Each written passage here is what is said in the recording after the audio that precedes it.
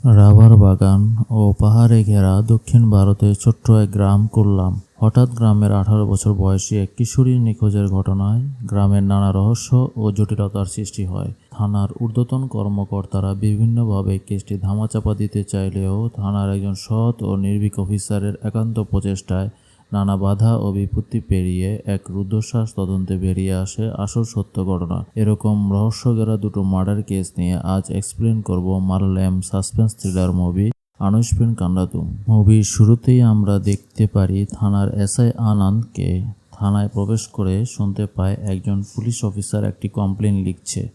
তার সামনে দুজন লোক বসা, তাদেরকে জিজ্ঞেস করছে মেয়েটির বয়স ও কোনো ছবি আছে কিনা। কথা শুনে আনন্দ তার জুনিয়র অফিসারকে জিজ্ঞেস করে কি হয়েছে। অফিসার দাঁড়িয়ে বলে মিসিং কমপ্লেন করতে এসেছে। আনন্দ তাদের নিজের রুমে নিয়ে যায় আর ঘটনা কি জানতে চাইলে একজন বলে আমার 3টি মেয়ে এবং মেজো মেয়ের নাম লাভলি।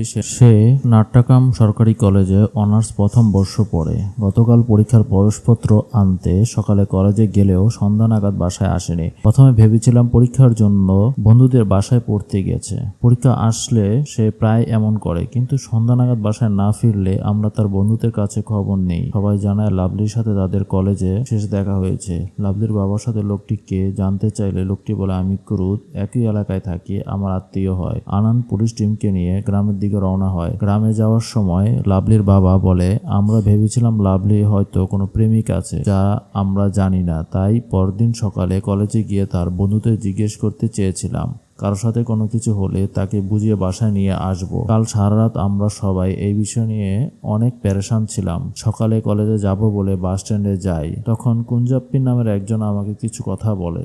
বাস স্ট্যান্ডের সাথে কুঞ্জাপ্পির দোকান। আনন্দ কুঞ্জাপ্পির জিজ্ঞেস করলে বলে গতকাল দুপুরে সে লাভলির বাস থেকে নামতে দেখে এবং সে লাভলিকে জিজ্ঞেস করে আজ এত তাড়াতাড়ি চলে এসেছো কেন। লাভলি জানায় তার আগামী সপ্তাহে পরীক্ষা, এজন্য প্রবেশপত্র আনতে গিয়েছিলাম।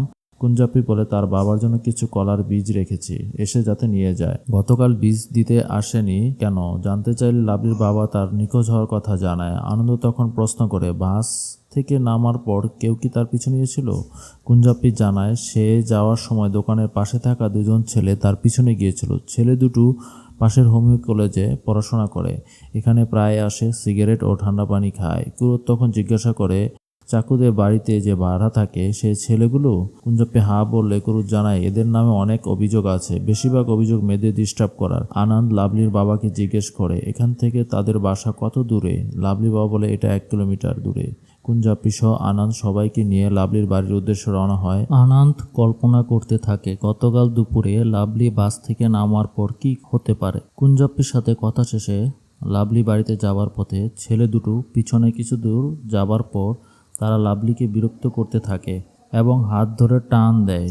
এমন সময় ক্রুদ আনন্দকে ডেকে ওই ছেলেদের বাসা দেখায় আর বলে এরা এখানে ভাড়া থাকে। আনন্দ তার টিম নিয়ে বাড়িতে যায়। ছেলে দুটো পুলিশ দেখে দৌড়ে পালাতে যায়, কিন্তু পুলিশ তাদের ধরে ফেলে। এরপর তাদের থানায় নিয়ে যাওয়া হয়। থানায় নিয়ে তাদের জিজ্ঞাসাবাদকালে একজন কনস্টেবল বলে গতকাল লাভলিকে তোরা বিরক্ত করেছিস এবং তার হাত ধরে টেনে বাড়িতে নিয়ে গেছিস। এতটুকু জানি, পরের ঘটনা কি সেটা বল। কিন্তু ছেলে দুটো বলে তারা বিরক্ত করেছিল, হাত ধরে টেনেও ছিল, কিন্তু বাড়িতে নিয়ে যায়নি। বিরক্ত করার সময় সেখানে একজন মাছওয়ালা চলে আসে, তারা সেখান থেকে চলে যায়। তাদের হাজতে রেখে আনন্দ বাইরে আসে এবং একজন অফিসার লাভলির বাবাকে জিজ্ঞেস করে গতকাল বাসায় কি রান্না হয়েছিল। লাভলির বাবা বলে লাভলির পছন্দের মাছ রান্না হয়েছিল। মাছওয়ালার নাম জানতে চাইলে লাভলির বাবা বলে মাছওয়ালার নাম বেবি। আনন্দ মাছওয়ালাকে জিজ্ঞাসাবাদ করতে বলে এবং সেনা নামের এক পুলিশ অফিসারকে আশেপাশে সকল পরিত্যক্ত স্থানে ভালো করে খোঁজ করতে বলে। পুলিশ টিম লাভলির বাসায় খোঁজ নিতে গেলে লাভলির মা জানায় সন্ধ্যা 6টার পর লাভলি বাইরে থাকে না। আনন্দ লাভলির ঘরের ভেতরে ভালো করে দেখতে থাকে। আনন্দ লক্ষ্য করে দেয়ালে যীশু খ্রিস্টের অনেকগুলো ছবি টাঙানো। ছবি দেখে লাভলির বাবাকে জিজ্ঞেস করে লাভলি কি ধার্মিক ছিল। লাভলির বাবা বলে ও ছোটবেলা থেকে খুব ধার্মিক। অন্যদিকে আশেপাশে সকল পরিত্যক্ত স্থানে খোঁজ করা হচ্ছিল। লেডিস ইন্সপেক্টর লাভলির ছোট বোনকে জিজ্ঞেস করে তাকে কিছু বলেছিল কিনা, কোনো বন্ধু বান্ধব আছে কিনা। তারা বলে লাভলি কোনো বন্ধু বান্ধব ছিল না, কিন্তু সে প্রায় চার্চের ফাদার থমাসের কাছে যেত। লাভলির বাবাকে আনন্দ ফাদার থমাসের বিষয়ে জিজ্ঞেস করলে লাভলির বাবা বলে সামনে একটি গির্জা আছে, সেখানে থমাস নামে একজন ফাদার থাকে। আনন্দ সেখানে যেতে চাইলে অন্য পুলিশ অফিসার উত্তপা সেখানে যেতে নিষেধ করে, বলে চার্চে গিয়েছি, এই খবরটি মিডিয়া জানলে ঝামেলা করবে, তাছাড়া এখানে দুই সম্প্রদায়ের মাঝে ঝামেলা চলছে, চার্চের বিষয়টা নিয়ে তারা গন্ডগোল করতে পারে। কিন্তু আনন্দ এসব না শুনে চার্চে যায়। এখন সেখানে যাওয়ার পথে কিছু গ্রামবাসীরা তাদের চার্চে ঢুকতে দেয় না। আনন্দ পুলিশ টিমকে নিয়ে জোর করে চার্চে ঢুকতে গেলে পুলিশ টিমের সাথে এক পর্যায়ে গ্রামবাসীর হাতাহাতি শুরু হয়। তখনই সেখানে পুলিশের আরেকটি ফোর্স আসে এবং গ্রামবাসীকে লাঠিপেটা করে পরিস্থিতি নিয়ন্ত্রণে আনে। আনন্দের সিনিয়র কি হয়েছে জানতে চাইলে আনন্দ বলে তাদের কাছে খবর আছে গতকাল লাভলি চার্জে এসেছিল। সিনিয়র অফিসার আনন্দকে ধমক দিয়ে বলে সে তাকে না জানিয়ে একা কেন এখানে এসেছে, একা কেস সলভ করে সব কৃতিত্ব নিতে চায় নাকি। এমন সময় একজন জুনিয়র অফিসার এসে জানায় পাশে একটা পরিত্যক্ত কুয়া থেকে বস্তা ভর্তি একটি লাশ পাওয়া গেছে। সবাই সেখানে যায়। লাভলি বাবা ভয়ে বস্তার দিকে তাকিয়ে থাকে। বস্তা খুলে যখন বস্তা থেকে লাভলির লাশ বের করা হয়, লাভলির বাবা সেখানে কান্নায় ভেঙে পড়ে। এর পরের দৃশ্য দেখা যায় থানায় এসে সিনিয়র অফিসার ছেলে দুটোকে অনেক পেটায়, কিন্তু এর পরের তারা স্বীকার করে না কিছু। আনন্দ বলে স্যার ছেলেরা আগে থেকে স্টেটমেন্ট দিয়েছে তারা কিছু করেনি। সিনিয়র অফিসার আনন্দকে জানায় কেসটা অনেক সেন্সিটিভ, তাই আগামীকাল থেকে ডিএসপি এর তদন্ত শুরু করবে। আনন্দকে এ বিষয়ে মাথা না ঘামাতে বলে অফিসার থানা থেকে চলে যায়। রাতে আনন্দ কুরুদ ও কুরুঞ্জাপ্পিকে সাথে নিয়ে বাস স্টপে থেকে লাভলির বাসা পর্যন্ত একটা ম্যাপ তৈরি করে। সেখানে লাশ পাওয়া গিয়েছিল, তার আশেপাশে ভালো করে পর্যবেক্ষণ করে। পরের দিন সকালে ডিএসপি থানায় এসে সিনিয়র অফিসারকে জিজ্ঞেস করে কি মনে হয় এই হত্যাকাণ্ডে ছেলে দুটো জড়িত। সিনিয়র অফিসার বলে 50-50 সম্ভাবনা। ডিএসপি তখন আনন্দ ও উত্তাপাকে রুম থেকে বের করে দিয়ে সিনিয়র অফিসারকে বলে আটক দুই ছেলের একজন আমার বন্ধুর ছেলে, আরেকজন অনেক বড় লোকের ছেলে, এদের ছেড়ে দিয়ে অন্য কারোর উপর দোষ স্বীকার করাতে না হয় তাদের সমস্যা হবে। রুম থেকে বের হওয়ার সময় আনন্দ ডিএসপিকে কেস সম্পর্কে কিছু তথ্য দিয়ে ডিএসপি এ নিয়ে আনন্দ অনেক বাজে কথা শোনায় এবং কেস থেকে নিজেকে সরিয়ে রাখার জন্য বলে। এই কেস ডিএসপি নিজেই ইনভেস্টিগেশন করবে বলে জানায়। পরের দিন ডগ স্কোয়াড নিয়ে আশেপাশে সকল জায়গায় তন্ন করে খোঁজা শুরু হয়। চার্চের সামনে গিয়ে কুকুরটি কিছুক্ষণ ডাকাডাকি করে চলে আসে। এরপর আরেকটি বাসার সামনে গিয়ে ডাকা শুরু করলে উত্তপা একজনকে জিজ্ঞেস করে এটি কার বাসা। জানা যায় এটি সহদেবের বাসা। সহদেব আগে ছোটখাটো খারাপ কাজ করলেও ছেলে হবার পর সব ছেড়ে দেয়। সেখান থেকে কুকুরটি চলে যায় রাবার বাগানের ভিতরে, সেখানে কতক্ষণ ডাকাডাকি করতে থাকে। সে সময় আনন্দ পাশে একটা জায়গা দেখিয়ে বলে স্যার এই জায়গা দিয়ে ভারী কিছু টেনে নিয়ে যাওয়া হয়েছে বলে মনে হচ্ছে, ফরেন্সিক টিম এনে পরীক্ষা করলে সত্যিটা জানা যাবে। কিন্তু ডিএসপি আনন্দের কথা শুনে উল্টে তার উপর রাগ দেখিয়ে সেখান থেকে থানায় চলে যেতে বলে। থানায় ফিরে ডিএসপি পোস্টমর্টেম রিপোর্ট ও যে কাপড় দিয়ে লাভলি হাত পা বাঁধা ছিল সেগুলো পর্যবেক্ষণ করতে থাকে। তখন সেখানে আনন্দ আসলে ডিএসপি তার দিকে একটি রেজিস্টার খাতা ছুড়ে দিয়ে বলে এই মাসের 14 তারিখে লাভলি খুন হয়েছিল। সেদিন কাউন্সিলিং মিটিং এ ছিল ফাদার, সেখানে সকাল থেকে রাত পর্যন্ত ছিল, তাই যাতে ফাদারকে আর সন্দেহ না করা হয়। ডিএসপি বলে লাভলির বাসার আশেপাশে যারা মাছ সবজি কাপড় বিক্রি করে সবাইকে থানায় ডেকে আনার জন্য। পরের দিন সবাই থানায় আসলে সবাইকে একটা কাপড়ের টুকরা দেখিয়ে বলে এই কাপড় আগে কেউ দেখেছে কিনা। মাছওয়ালা বলে এমন কাপড় যে সহদেবের বাড়িতে দেখেছে। পুলিশ টিম সহদেবের বাড়িতে যায়। সহদেবকে ডেকে কাপড়ের টুকরা দেখিয়ে জানতে চায় এরকম কাপড় তার কাছে আছে কিনা, থাকলে তাদেরকে যেন দেখায়। সহদেব জানে তার কাপড়টা চুরি হয়ে গেছে। তখন একজন পুলিশ অফিসার সহদেবকে টেনে বাড়ি থেকে বের করলে সহদেব প্রতিবাদ করে বলে অন্যের কেস তাকে যেন না ফাঁসানো হয়, সে এখন আর কোনো খারাপ কাজ করে না। কিন্তু পুলিশ অফিসার তাকে মারতে মারতে সেখান থেকে নিয়ে আসে। আনন্দ সহদেবের ছেলের করুণ মুখের দিকে তাকিয়ে থানায় চলে আসে। থানায় ডিএসপি সহদেবকে অনেক মারতে থাকে অন্যায়ের স্বীকার করানোর জন্য, কিন্তু সহদেব অন্যায় স্বীকার করে না। রাতের বেলায় লাভলির বাবা সিরাজ নামের একজন লোককে সাথে নিয়ে আনন্দের সাথে দেখা করতে আসে। লাভলির বাবা বলে সহদেবকে সে অনেক দিন ধরে চেনে, সে এমন কাজ করতে পারে না। সিরাজ জানায় যেদিন লাভলি নিখোঁজ হয়েছিল সেদিন সিরাজের সাথে লাভলির দেখা হয় এবং কথা শেষে লাভলি চার্চের ভিতরে গিয়েছিল। সময় জানতে চাইলে বলে তখন আনুমানিক দুপুর ছিল। লাভলির বাবা হাত জোর করে বলে তার মেয়ের হত্যাকারীর শাস্তি না হলে তার আত্মা শান্তি পাবে না। লাভলির বাবা ও সিরাজ সেখান থেকে চলে যাওয়ার পর আনন্দ সেনা নামের একজন অফিসারকে বলে সে আবার নিজের মতো করে কেসে তদন্ত করতে চায়। সেনা তখন বলে আপনি তদন্ত করুন, আমি আপনার সাথেই আছি। পরের দিন আনন্দ ফরেন্সিক হেডের কাছে গিয়ে লাভলি কেস পুনরায় তদন্তের কথা বললে ফরেন্সিক হেড বলে তোমার সিনিয়র এক কথা বলছে আর তুমি আরেক কথা বলছো, এমন হলে পুনরায় তদন্ত করা মুশকিল হবে। এই বলে ফরেন্সিক হেড লাভলির কেস স্যাম্পল নেওয়ার জন্য যে মহিলা অফিসার স্পটে গিয়েছিল তাকে কল করে। মহিলা অফিসার জানায় সে যেখান থেকে স্যাম্পল কালেক্ট করেছিল সেই জায়গা দেখে মনে হয় না ওখানে মার্ডার হয়েছিল। সেখানে শুধুমাত্র কিছু ভাঙা চুড়ি আর একটা কাপড় পাওয়া যায়। এটা শুনে ফরেন্সিক হেড আনন্দকে বলে কেস পুনরায় তদন্ত করতে হলে চার্জের সম্পর্কে শক্ত কোনো প্রমাণ জোগাড় করতে হবে। সিনারি শিফট হলে আমরা দেখতে পাই রাতে প্রচণ্ড বৃষ্টির মাঝে এক চোর চার্চের দরজা ভেঙে ভিতরে ঢুকে চুরি করতে যায়। হঠাৎ হাত থেকে কিছু জিনিস পড়ে শব্দ হয়। ফাদার ঘুম থেকে জেগে যায়। চোর বিষয়টি টের পেয়ে জলদি করে বের হয়ে আসে। পরের দিন সকালে ফাদার চার্চের দরজা ঠিক করাচ্ছিল। এমন সময় আনন্দ রাতের চোর ও ফরেন্সিক টিম সহ চার্চে যায়। ফাদারকে বলে গতকাল রাতে তারা চোরকে ধরে ফেলে। ফাদার চার্চের জিনিস বুঝে পাওয়ায় চোরের বিরুদ্ধে কোনো কেস করতে চায় না, কিন্তু আনন্দ বলে যেহেতু পুলিশ চোরকে ধরেছে তাই কেস করতেই হবে। ফাদারকে সহযোগিতা করতে অনুরোধ করে। ফরেন্সিক টিম সহ সবাই চার্চের ভিতরে প্রবেশ করে তদন্ত করার জন্য স্যাম্পল কালেকশন করে। মূলত এটা আনন্দের একটা প্ল্যান ছিল চার্চের বিরুদ্ধে ঢোকার জন্য। আনন্দ নিজের মতো তদন্ত করে ফরেন্সিক রিপোর্ট সহ এসপির কাছে ফাইল জমা দেয় আর বলে আমি আপনাদের প্রোটোকলের বাইরে গিয়ে নিজের মতো করে তদন্ত করেছি। যদি আমার ভুল থাকে তাহলে শাস্তি দিবেন, কিন্তু আগে ফাইলটি একবার দেখুন। এসপি তদন্ত রিপোর্ট পড়ে দেখে ফরেন্সিক রিপোর্ট অনুযায়ী লাভলির হত্যার চার্জের ভিতর হয়েছিল। তাই দেরি না করে চার্জের ফাদারকে গ্রেপ্তার করার জন্য নির্দেশ দেওয়া হয়। পরের দিন ডিআইজি কেসের বিষয়ে জানতে থানায় গিয়ে দেখে সেখানে লাভলির বোন জেসিকে নার্সিং কলেজ থেকে আটক করা হয়েছে।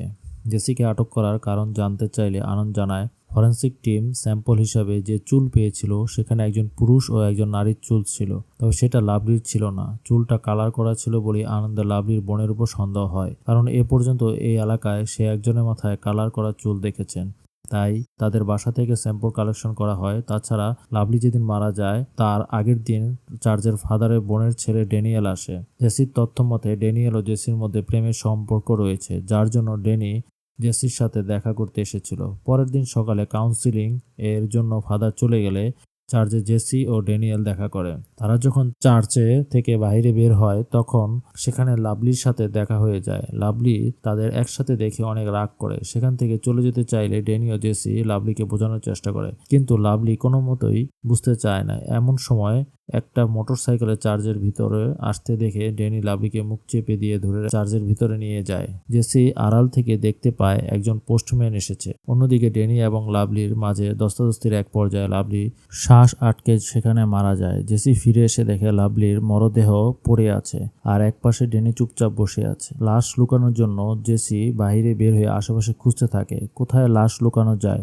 চার্চের পাশে একটি পরিত্যক্ত কুয়া দেখতে পায়। জেসি সন্ধ্যার দিকে চার্চে যাওয়ার সময় সহদেবের বাইর থেকে সহদেবের একটি কাপড় নিয়ে যায়। এটি দিয়ে লাভলির হাত পা বেঁধে বস্তা ভরে ড্যানি ও জেসি লাশ টানতে টানতে সেই কুয়ার কাছে নিয়ে যায় এবং ফেলে দেয়। সব শুনে ডিআইজি কেসটি গোপন রেখে কাজ চালাতে বলে। অন্যদিকে আনন্দ ল কলেজ থেকে ড্যানিকে ধরে নিয়ে আসে, থানায় আটকে রাখে, সারা রাত পাহারা দেয় যাতে কোনো অঘটন না ঘটে। পরের দিন আদালতে নিয়ে যাওয়ার সময় এসপি ফোন করে বলে আদালতের বাইরে অনেক লোক বিক্ষোভ করছে, এক্সট্রা ফোর্স সাথে নিয়ে যেতে।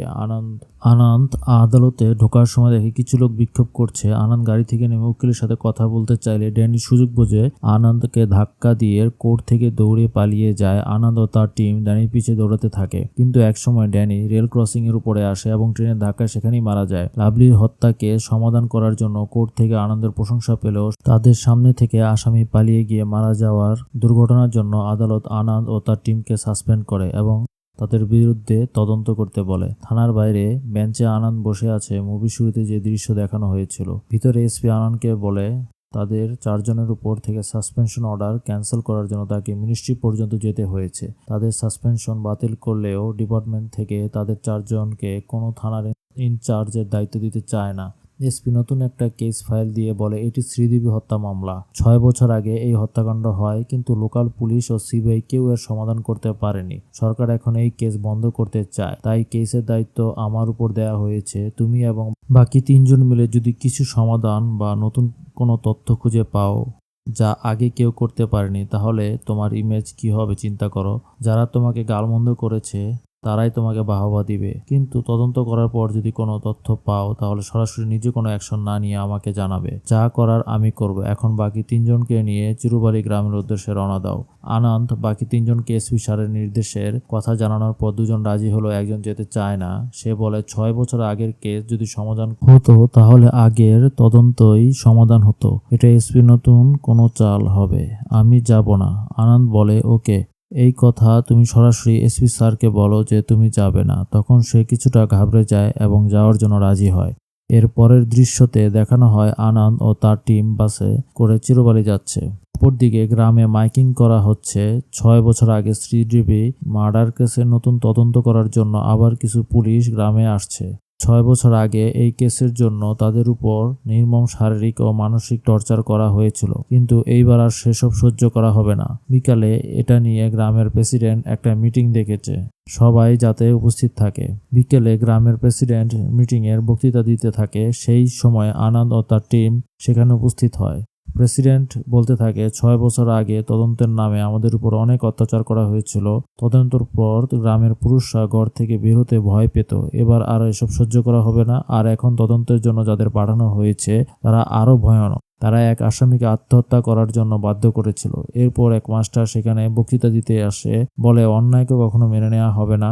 আগেরবার যা হয়েছিল এইবার সেইসব আমরা কোনো মতে সহ্য করব না। এসব কথা শুনে আনন্দ ও তার টিম সেখান থেকে চলে আসে। তারা সরাসরি চিরুবাড়ি গ্রামের রিটায়ার্ড কনস্টেবল রাবেন্দ্র নারায়ণের বাসায় যায়। আনন্দ বলে তারা যে এখানে আসবে এটা গোপনীয় ছিল, তবুও জানাজানি হলো কিভাবে।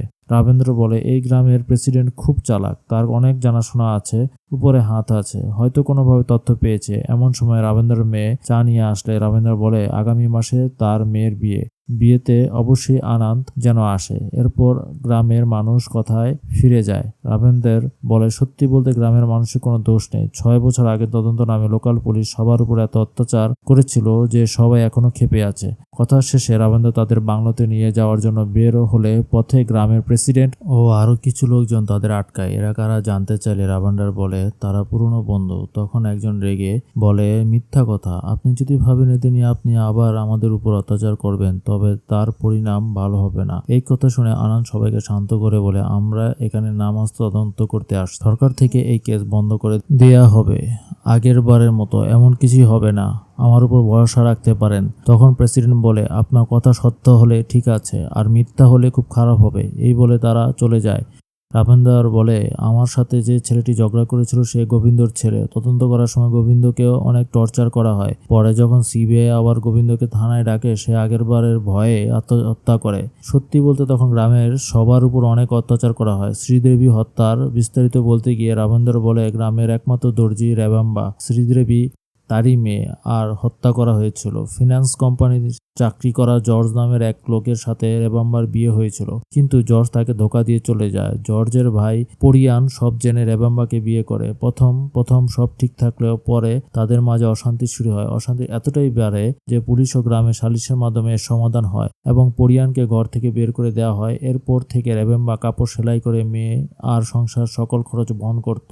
আনন্দ জানতে চায় পরিয়ান এখন কোথায়। রাবেন্দ্র জানায় গ্রামেই আছে। এমনকি শ্রীদেবী হত্যায় ক্রাইম ব্রাঞ্চ তাকেও প্রধান আসামি মনে করেছিল। বাংলোতে পৌঁছে সবাই ফ্রেশ হবার পর রাবেন্দ্র ঘটনা শুরু করে বলে শ্রীদেবী গল্পের বই পড়তে অনেক পছন্দ করত, দেখতে অনেক সুন্দর হওয়ায় শ্রীদেবীকে অনেকেই পছন্দ করত। তাদের মাঝে একজন হলো সেতু। সে শ্রীদেবীকে অনেক ভালোবাসত, কিন্তু শ্রীদেবী তার মায়ের মতো ভুল করতে চাইতো না। সে কখনো কারোর সাথে প্রেম করবে না বলে জানায়। যেদিন রাতে শ্রীদেবী খুন হয় সেদিন রাতে রেবেম্বা শ্রীদেবীকে অনেক বকাঝকা করে, সংসারে কোনো সাহায্য করে না বলে। রাতে রেবেম্বা ঘুমাতে গেলে শ্রীদেবী একটি চিঠি লিখে ঘর থেকে বের হয়ে যায়। চিঠিতে লিখে সে একজনকে ভালোবাসে আর তার সাথে পালিয়ে যাচ্ছে। সে যেখানেই থাকে ভালো থাকবে, তাকে যেন ক্ষমা করে দেয়। পরের দিন সকালে নাইট শিফট করে ফেরার সময় কেশব নামের একজন আমাকে বলে পাশের রাবার বাগানে একজনের লাশ পাওয়া গেছে। কাল লাশ আনতে চাইলে সে বলে মনে হয় রেবেম্বার মেয়ে শ্রীদেবী। রামেন্দার সেখানে গিয়ে দেখে গ্রামের প্রায় সব মানুষ লাশ দেখতে এসেছে। চোখ খোলা অবস্থায় শ্রীদেবী লাশ পড়ে আছে। পাশে রেবেম্বা পাথর হয়ে বসে আছে। গ্রামের প্রেসিডেন্ট রাবেন্দাকে বলে পাশের গাছেই রক্তের দাগ লেগে আছে। একজন শ্রীদেবীর ব্যাগ হাতে রবীন্দ্রকে বলে ব্যাগটা ওখানে পড়েছিল। রবীন্দ্র বলে এখানেই ফেলে দাও, ব্যাগ হাতে নিয়েছো কেন? এর কিছুক্ষণ পর লোকাল থানার এসআই আসে। এসআই এসে জানতে চায় সর্বপ্রথম কে লাশ রেখেছে। গ্রামের প্রেসিডেন্ট বলে গোবিন্দ। সে কোথায় জানতে চাইলে ইশারায় দেখানো হয়। সিআই দেখে গাছের আড়ালে গোবিন্দ দাঁড়িয়ে আছে। সিআই গোবিন্দকে ডাকলে সে ভয়ে কাঁপতে থাকে। গোবিন্দর এমন আচরণে সিআই সন্দেহ হয় এবং গোবিন্দকে থানায় এনে অনেক টর্চার করে। যেসব ছেলেরা শ্রীদেবীকে পছন্দ করতো তাদের সবাইকে ধরে নিয়ে অনেক টর্চার করা হয়েছিল। এমন নির্মম কেন করা হচ্ছে জানতে চাওয়ায় গ্রামের প্রেসিডেন্টকে পর্যন্ত মারা হয়েছিল। পরের দিন বিকালে পোস্টমর্টম রিপোর্ট এলে তখন আনন্দ বলে আমি দেখছি শ্রীদেবী 3 মাসে প্রেগনেন্ট ছিল। রবীন্দ্র বলে এমন খবর গ্রামের সবাই অবাক হয়ে যায়। পুলিশ শ্রীদেবীর প্রেমিককে খুঁজে বের করার জন্য অনেক চেষ্টা করে, এমনকি সরকার থেকে 5,000 টাকা পুরস্কার ঘোষণা করা হয়, কিন্তু কোনো লাভ হয়নি। পরে মামলা চলে যায় ক্রাইম ব্রাঞ্চের হাতে। আর ক্রাইম ব্রাঞ্চ সর্বপ্রথম যে লাশ দেখেছিল মানে গোবিন্দকে আবার জিজ্ঞাসাবাদ করার জন্য থানায় ডাকে, কিন্তু আগের বারের টর্চারের কথা ভেবে গোবিন্দ এতটাই ভয় পেয়ে যায় যে থানায় যাওয়ার আগের দিন রাতে বাড়ির পাশে গলায় দড়ি দেয়। এই ঘটনায় গ্রামবাসী খুব ক্ষিপ্ত হয়ে যায় এবং হোম মিনিস্ট্রির কাছে অভিযোগ দেয়। অভিযোগের প্রেক্ষিতে সরকার মামলার তদন্ত বন্ধ করে দেয়। এর 6 থেকে 7 মাস পর ডিএসপি কৃষ্ণ নেতৃত্বে আরেকটি স্পেশাল তদন্ত কমিটি আসে। তাদের সাহায্য করার দায়িত্ব ছিল আমার, তবে এবার তদন্তের ধরন ভিন্ন ছিল। যেমন শ্রীদেবীকে বিরক্ত বা পছন্দ করত, শুধুমাত্র তাদের জিজ্ঞাসাবাদ শুরু হয়। এর জের ধরে নতুন কমিটি পারানগোরানের কাছে পৌঁছায়। এর রাবার বাগানে শ্রীদেবীর লাশ পাওয়া যায়। এছাড়াও তার উপরে সন্দেহের অনেক কারণ ছিল, কারণ ওর মেয়েদের প্রতি নেশা ছিল। 6 বছর আগে 5-6 ঘরে টিভি ছিল, পারানগোরানের ঘরেও টিভি ছিল। শ্রীদেবী ওর বাসায় প্রায় টিভি দেখতে যেত, আর পারানগোরান তার রাবার বাগানে একা কাজ করত। প্রতিদিন ভোরে সে বাগানে গিয়ে রাবার সংগ্রহ করত, কিন্তু যেদিন শ্রীদেবী হত্যা হয় সেদিন সে বাগানে যায়নি। এর জন্য তার উপরে সন্দেহ হয়। পুলিশ স্টেশনে যখন তাকে জিজ্ঞাসা করা হয় সে বাগানে যায়নি কেন, তখন সে জানায় তার স্ত্রীর ভাতিজির বিয়ে ছিল। তাকে আবার জিজ্ঞাসা করা হয় সে কি বিয়েতে গিয়েছিল, তখন বলে গ্রামে এমন একটি ঘটনা ঘটায় সে আর বিয়েতে যায়নি। কৃষ্ণনুর আবার জিজ্ঞেস করে তুমি শ্রীদেবীর লাশ কখন দেখেছো, তখন পারানগোরান বলে সকালে খবর শোনার পরই দেখতে যাই। তখন রবীন্দ্র বলে মিথ্যে কথা, পুরোটা সময় আমি ওখানে ছিলাম, তুমি ওখানে একবারও যাওনি। এমনই আরো অনেক প্রশ্নের জবাব দিতে পারে না বলে ওর প্রতি সন্দেহ আরো দৃঢ় হয়। কৃষ্ণনুর পারানগোরানের ফার্টিলিটি টেস্ট করতে দিলে দেখা যায় এই বয়সে সে বাবা হতে পারবে না, তাই ওর উপর সন্দেহর আর কোনো সুযোগ থাকে না। এরপর আরো অনেক অ্যাঙ্গেলে তদন্ত করা হলে কেসের কোনো সুরাহা হয় না। ঠিক তখনই পুরানায় ডাবল ইনভেস্টিগেশন কৃষ্ণানুর স্যারের উপর হওয়াতে এই কেস এখানে বন্ধ করে দিতে হয়। ঘটনা বলে রবীন্দ্র চলে যাওয়ার সময় আনন্দ জিজ্ঞেস করে আমাদের কি এই কেস তদন্ত করা উচিত, আপনার কি মনে হয়? তখন রবীন্দ্র বলে আপনারা এখন সবকিছু জেনেছেন, এখন আপনারাই সিদ্ধান্ত নেন কি করবেন। পরের দিন সকালে খাবার খাওয়ার সময় শুকু নামে একজন কনস্টেবল জানতে চায় আনন্দ এখানে কয়দিনের জন্য থাকবে, বেশি দিন থাকলে বাজার করা লাগবে। আনন্দ সেনাকে জিজ্ঞেস করে কি করবে তারা। সেনা জানায় কেসটা বেশ জটিল। অপর অফিসার বলে আমরা যখন এসেই পড়েছি তখন দেখি চেষ্টা করে। আনন্দ তখন শুকুকে বলে আগামী 5 দিনের জন্য বাজার করতে, এর মাঝে কোনো তথ্য না পেলে ফিরে যাবে। পরের দৃশ্যে দেখা যায় আনন্দ তার টিম নিয়ে রেবাম্বার বাসায় যায়। শ্রীদেবীর মা বলে শ্রীদেবী যেখানেই যেত যা করতো ছোট ছোট সব কথা আমাকে এসে বলতো। আমার এখনো বিশ্বাস হয় না শ্রীদেবী কারোর সাথে সম্পর্ক ছিল। শ্রীদেবী যতগুলো নভেল পড়তো সেগুলো সব সংগ্রহ করে আনন্দ সাথে নিয়ে যায়। সবাই বইগুলো পড়তে থাকে। তখন সেনা একটা বই থেকে একটা চিঠির খাম পায়। খামের উপর ঠিকানা প্রেক্ষিতে আনন্দ লেখার নামের একজনকে জিজ্ঞাসাবাদ করার জন্য যায়। লেখা জানায় সে তখন বম্বে সতীশের সাথে থাকতো। সতীশ একটা প্রাইভেট কোম্পানিতে জব করত। হঠাৎ কোম্পানিতে আগুন লাগলে সতীশ মারা যায় এবং লেখা গ্রামে চলে আসে। শ্রীদেবীর সাথে চিঠিতে কি নিয়ে কথা হতো জিজ্ঞেস করে লেখা জানায় স্বাভাবিক গ্রামের বিষয়ে কথাবার্তা হতো। শ্রীদেবী কোনো প্রেমিক আছে কিনা জানতে চাইলে লেখা বলে এই বিষয়ে কখনো কিছু বলেনি। সর্বশেষ চিঠিতে লিখেছে তার মৃত্যুর 2 সপ্তাহ আগে। সেখানে তাদের বান্ধবীর বিয়ে নিয়ে লিখেছিল আনন্দ। বলে শ্রীদেবীর সেই প্রেমিক সম্পর্কে জানতে পারলে এই হত্যার রহস্য বের করা যাবে। আমরা আর কিছুদিন এই গ্রামে থাকবো, তোমার কিছু মনে পড়লে আমাদের জানিও। এই বলে আনন্দ বের হলে লেখা পেছন থেকে বলে শেষ চিঠির আগের চিঠিতে শ্রীদেবী জানতে চেয়েছিল হিন্দি শেখা কি সহজ, আর কেরালার বাইরে কাজ করতে গেলে কোনো কোর্স করতে হয় কিনা। আমি তাকে জিজ্ঞেস করেছিলাম বাইরে কোথায় যেতে চায়, কিন্তু সে এর কোনো উত্তর দেয়নি। আনন্দ সেনাকে বলে যেহেতু শ্রীদেবী হিন্দি শিখতে চেয়েছিল, হতে পারে তার প্রেমিক এমন কোথাও থাকে যেখানে হিন্দিতে কথা বলতে হয়। তথ্য নেওয়ার জন্য আনন্দ সেনা গ্রামের প্রেসিডেন্টের কাছে গেলে প্রেসিডেন্ট বলে 1988 সাল থেকে পঞ্চায়েত প্রধান হওয়ার পর গ্রামের সবার সব তথ্য তার কাছে আছে, কিন্তু সে সেই ফাইল দিবে না। 6 বছর আগে তদন্ত করার সময় বিনা কারণে সিআই তাকে মেরেছিল, তাই সে পুলিশকে কোনোভাবে সাহায্য করবে না। সেনা রেগে গেলে আনন্দ তাকে অফিসের বাইরে নিয়ে আসে। অফিসে থেকে চলে আসার সময় তারা শুনতে পায় দুজন লোক বলাবলি করে অফিসের পিয়নের ক্ষমতা প্রেসিডেন্টের থেকেও বেশি। পরের দিন তারা পিয়ন বাসুকে লাল পানি খাইয়ে পঞ্চায়েতের অফিস থেকে সেই ফাইল এনে দেবার কথা রাজি করায়। বাসু বলে তার অনেক ক্ষমতা, সে সব জানে, কোথায় কোন ফাইল এনে দিতে তাকে 2 দিনের সময় দিতে। এদিকে আনন্দ ডিএসপি কিষানুরের সাথে দেখা করে কেসের সম্পর্কে জানতে চাইলে কিষানুর জানায় 4-5 কেসের মধ্যে এটি একটি কেস সলভ করতে পারেনি। আনন্দ বলে কেস হঠাৎ বন্ধ করে দিয়েছিলেন কেন? কিষানুর তখন বলে এটি সম্পূর্ণ ঠিক না। সে জানতে পেরেছিল মেয়েটির প্রেমিক কেরালা বাহিরে কোথাও জব করে এবং তাদের মাঝে চিঠি আদান প্রদান হতো। তিনি পোস্টম্যান জিজ্ঞেস করতে চেয়েছিল, কিন্তু শ্রীদেবী হত্যার কয়েক মাস পর পোস্টম্যানের অ্যাক্সিডেন্ট হয়, সে কোমায় চলে যায়। এরপর কেসে তদন্ত বন্ধ করে দেয়। কিষানুর বলে তুমি এখন পোস্টম্যানকে জিজ্ঞাসা করতে পারো, ওর নাম চন্দন। সুকু সেনাকে জিজ্ঞেস করে পোস্টম্যানের কোনো খবর পেয়েছে কিনা। সে না জানায় এখনো কোনো খবর পায়নি। অ্যাক্সিডেন্টের পর ওর বোন এসে তাকে নিয়ে যায়। সুকু আনন্দকে গিয়ে বলে 5 দিনের খাবার শেষ, নতুন করে বাজার করতে হবে। আনন্দ বলে আরো 3 দিনের বাজার করতে। টাকা বের করে দেওয়ার সময় শ্রীদেবী সেই চিঠির খামের উপর ম্যাগনিফাই গ্লাস থাকায় আনন্দের কোনো একটা বিষয় নজরে পড়ে। তখনই সে সবাইকে ডেকে আনে এবং বলে সেই চিঠিটা লেখা পাঠিয়েছিল ঠিকানা মুম্বাইয়ের হলেও চিঠিটা পোস্ট করা হয়েছিল গড়িয়ানা থেকে। চিঠিতে পোস্ট অফিসের সিল লাগানো আছে। বিষয়টি জানতে তারা লেখার বাড়িতে গেলে লেখা জানায় এটা তার লেখা চিঠি না, সে কখনো খামে করে চিঠি পাঠায়নি, সে শক্ত মোটা কাগজে চিঠি পাঠাতো। সেখান থেকে বের হয়ে সেনা জানায় আজ বাসু ফাইল দিবে বলে নদীর পাশে দেখা করতে বলেছে। তারা সেখানে গেলে বাসু জানায় সে ফাইল আনতে পারেনি, পঞ্চায়েত প্রধান ফাইল তার বাড়িতে নিয়ে গেছে। রাতে আনন্দরা ফাইল চুরি করার জন্য প্রেসিডেন্টের বাসায় যায়। অনেক খুঁজে ফাইল নিয়ে বের হওয়ার সময় প্রেসিডেন্ট আনন্দের গলায় ছুরি ধরে এবং পুলিশকে কল করতে চায়। তখনই আনন্দ প্রধানের হাত থেকে ছুরি ছিনিয়ে প্রধানের গলায় ধরে, বলে আপনার জন্য আমাদের তদন্ত করতে কোনো সমস্যা হলে যাওয়ার আগে আপনাকে শেষ করে দেব। প্রেসিডেন্ট ভয়ে বলে সে কাউকে কিছু বলবে না। ফাইল দিয়ে দেয়। বাসায় এসে আনন্দ ফাইল চেক করার সময় তার নজরে কিছু পড়ে। সে সবাইকে ডেকে বলে এই দেখো 6 নম্বর ওয়ার্ডের 364 নম্বর বাসা। বাসার কর্তার নাম সাদানন্দ চিরবালি, স্ত্রী মৃত ইন্দিরা, মেয়ে বিন্দিয়া বিবাহিত এবং স্বামীর সাথে থাকে। একমাত্র ছেলে বিষ্ণু পেশায় ইঞ্জিনিয়ার, হরিয়ানার এক কোম্পানিতে চাকরি করে। আনন্দ বলে সেদিন প্রতিবাদী মিটিংয়ে সাদানন্দ মাস্টার এই বক্তৃতা দিচ্ছিল। যে বছর শ্রীদেবী মারা যায় সে বছর তার ছেলে বিষ্ণু গুরগাঁও চাকরির জন্য যায়। এখন আমাদের জানতে হবে যেদিন শ্রীদেবী মারা যায় সেদিন বিষ্ণু গ্রামে ছিল কিনা। সাদানন্দের বিষয়ে খোঁজ নিতে বলে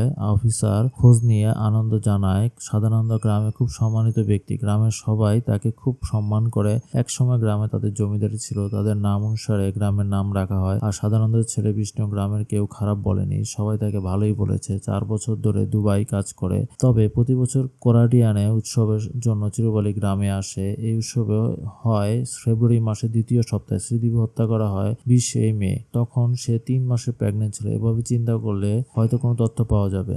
সিন শিফট হলে আমরা দেখি আনন্দ পোস্টম্যান চন্দনের সাথে দেখা করতে গেছে। চন্দনের ভাগ্নে বলে মামা সব এখনো মনে আছে, 2.5 বছর কোমায় থাকায় তারা আর সে অ্যাক্সিডেন্ট নিয়ে তদন্ত করেনি। আনন্দ চন্দনকে জিজ্ঞেস করে 1988 মার্ডার কেসের কথা মনে আছে? চন্দন হ্যাঁ বলে। আনন্দ সেই চিঠির খামটা চন্দনকে দেখিয়ে বলে এটা কার হাতের লেখা বলতে পারবে? অন্যদিকে পঞ্চায়েত প্রধান একজনের সাথে বলতে থাকে আনন্দ যদি পঞ্চায়েতের অনুমতির বাইরে কিছু করে তাহলে তাকে অনেক ভুগতে হবে। এই বলে ব্রিজের দিকে আসতেই দেখে ব্রিজে আনন্দ দাঁড়িয়ে আছে। আনন্দকে দেখে ভয়ে অন্যদিকে চলতে চাইলে আনন্দ পঞ্চায়েত প্রধানকে ডেকে ফাইলটি দিয়ে দেয় আর বলে আমরা আগামীকাল চলে যাব, আমাদের তদন্ত শেষ। যাওয়ার আগে কয়েকজনের জবানবন্দি নেব, আপনি কাল সকাল 9টায় আসবেন। প্রধান বলে আপনি কি আমাকে সন্দেহ করছেন? আনন্দ বলে না, আপনি গ্রামের প্রেসিডেন্ট, তাই আমি আপনাকে সামনে রেখে জবানবন্দি করব। পরের দিন সকালে জবানবন্দি শুরু হয়। আনন্দ পরিয়ানকে বলে আজই এই কেস শেষ দিন, আমরা চলে যাব, কিন্তু শ্রীদেবী মাকে কোনোভাবে বিরক্ত করবে না। এই সময় কালো রঙের একটি গাড়ি আসে। প্রেসিডেন্ট দৌড়ে যায়। গাড়ি থেকে সাধারণ মাস্টার নেমে আসে আর প্রেসিডেন্ট প্রেসিডেন্টের সাথে রাগ ঝাড়তে থাকে, বলে এসবে আমাকে কেন ডাকা হয়েছে, আগেই বলেছিলাম কোনো মিনিস্টারকে বলে এদের তাড়িয়ে দেই। প্রেসিডেন্ট বলে আজকে এরা চলে যাবে, আর একটু সময় সহ্য করে থাকেন। সাদানন্দ আনন্দকে শুনিয়ে বলতে থাকে আজ বিকেল 6টায় তার একটি নাটক আছে, সে বেশিক্ষণ বসতে পারবে না। গড়িয়ান চলে গেলে সাদানন্দকে ভেতরে আসতে বলা হয়। সাদানন্দ ভেতরে এসে চেয়ারে বসলে সব দরজা বন্ধ করে দেওয়া হয়। আনন্দ বলে আজ বিকেলে আমরা চলে যাব, এবারও আমরা ব্যর্থ, তবে পুরোপুরি নই। তদন্ত কিছু তথ্য আমরা পেয়েছি, শ্রীদেবীকে হত্যা কোনো যুবক করেনি, করেছে 60 বছরের একজন বৃদ্ধ। কথাটি শুনে সাদানন্দের চেহারা কেমন বিকৃত হয়ে যায়। আনন্দ বলে জীবনে সে অনেক কিছু অর্জন করেছে, এখন তাকে কিছু হারাতে হবে। খুনির একটি ছেলেও আছে যে মেয়েটির সাথে প্রেমের সম্পর্ক ছিল। এই বলে আনন্দ একটি টেপ রেকর্ডার চালু করে। রেকর্ডে একটি ছেলে বলতে থাকে ছোটবেলা থেকে আমি শ্রীদেবীকে চিনি, আমি ওকে অনেক পছন্দ করতাম, কিন্তু বাবা মায়ের ভয়ে কখনো তার পিছু করিনি। শ্রীদেবীর মৃত্যুর 1 বছর আগে পঞ্চায়েত থেকে গ্রামের একটি পরিষ্কার পরিচ্ছন্ন অভিযান হয়েছিল,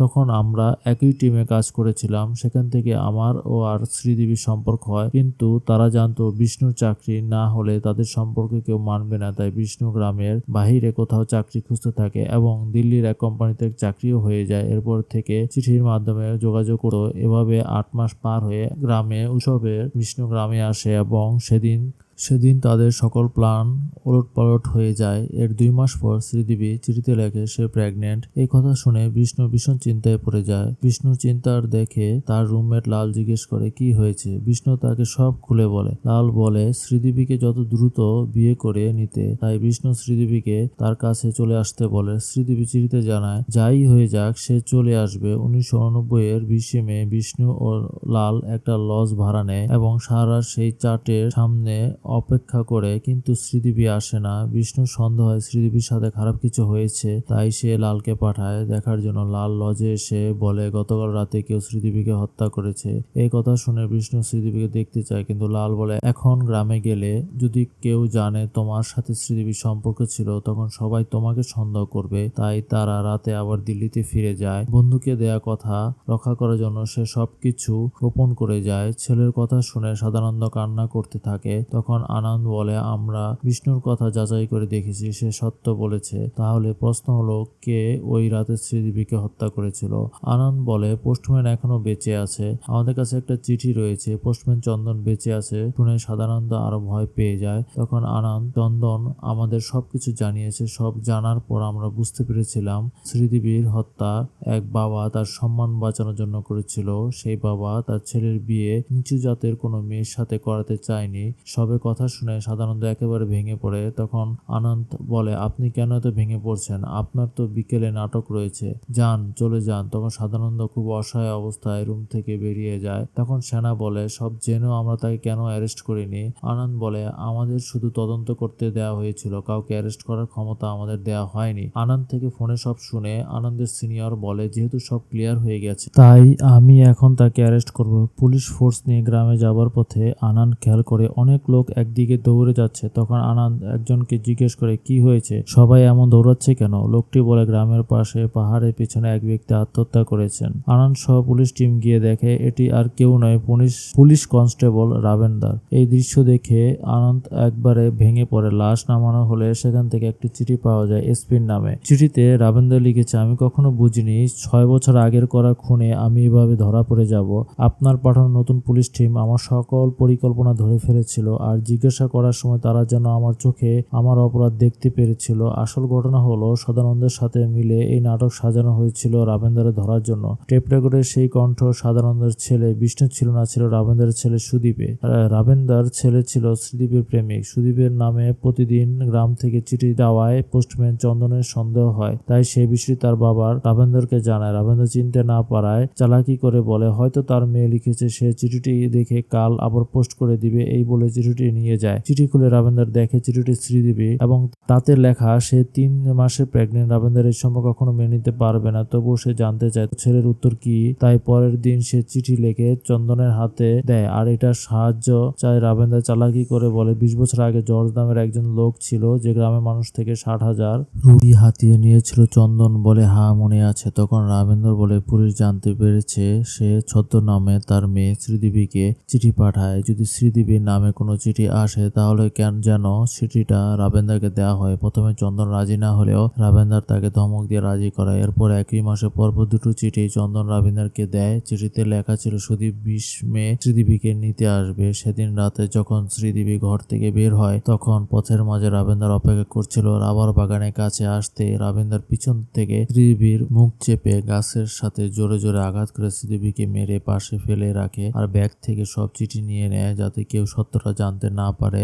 এবং সুদীপকে সন্দেহ না করে। রাবেন্দার মনে করেছিল এত নিখুঁতভাবে খুন করায় কেউ থাকলে ধরতে পারবে না। তার উপর পোস্টম্যান চন্দনের অ্যাক্সিডেন্ট হওয়ায় এই বিশ্বাস আরো দৃঢ় হয়। কিন্তু এত বছর পরে এসে তদন্ত করে সব বের করে আনবে রাবেন্দার সেটি ভাবতেও পারেনি। তাই তাদের কাজের প্রতি শ্রদ্ধা দেখিয়ে স্যালুট জানিয়ে রাবেন্দার আত্মহত্যা করে। রাবেন্দারকে ধরতে আসার আগে আনন্দ তার সিনিয়রকে বলেছিল রাবেন্দার কেসের সবকিছু বলল। পোস্টম্যান চন্দনের কথা রাবেন্দার বলেনি। আবার যখন পঞ্চায়েত থেকে ফাইল আনতে গিয়েছিল তখন প্রেসিডেন্ট বলেছিল রাবেন্দার আগেই তাকে বলেছিল আনন্দ আসবে ফাইল নিতে। আরো বলেছিল তাদের যদি না তাড়ানো হয় তবে আগের থেকে এবার আরো বেশি ভয়াবহ হবে। আর চেক করার সময় বিষ্ণু গুরগাঁও থাকে বলে তাকে শ্রীদেবীর প্রেমিক মনে হয়। কিন্তু পরে রাবেন্দার এর পরিবার তথ্য জানার পর জানতে পারি সুদীপ দিল্লিতে চাকরি করে। দিল্লি থেকে গুরগাঁও যেতে কম সময় লাগে বলে অনেকে এদিকে ভাড়া থাকে। তাই এই দুজনকে সন্দেহের তালিকায় রেখে আনন্দ খোঁজ নিতে থাকে।